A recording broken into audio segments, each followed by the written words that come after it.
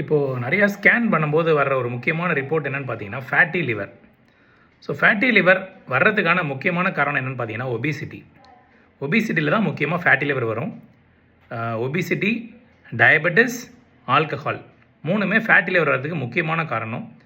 எல்லாத்தோட முக்கியமான காரணம் நிறைய பேர் என்ன நினைக்கிறாங்கன்னா நிறையா ஃபேட் ஐட்டம் சாப்பிட்றதுனால தான் ஃபேட்டி லிவர் வருதுன்னு நினைக்கிறாங்க. கண்டிப்பாக கிடையாதுங்க. பயோகெமிக்கல் மெக்கானிசம் படி நம்ம சாப்பிட்ற கார்போஹைட்ரேட்ஸ் தான் லிவரில் போய் ஃபேட்டாக கன்வெர்ட் ஆகி டெபாசிட் ஆகுது. ஸோ கார்ப்ஸை கம்மி பண்ணாலே ஃபேட்டி லிவர் நல்லா குறையும்.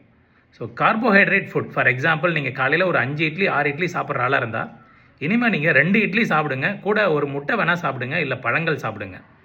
ஸோ இந்த மாதிரி நீங்கள் கார்போஹைட்ரேட்டை எவ்வளோக்குள்ள குறைக்கிறீங்களோ அவ்வளோக்குள்ள ஃபேட்டி லிவர் குறையும். ஸோ ஃபேட்டி லிவருக்கு இன்னொரு முக்கியமான ட்ரீட்மெண்ட் நல்ல வாக்கிங் எக்ஸசைஸ் பண்ணி வெயிட்டை குறைக்கிறது தான் முக்கியமான ட்ரீட்மெண்ட்.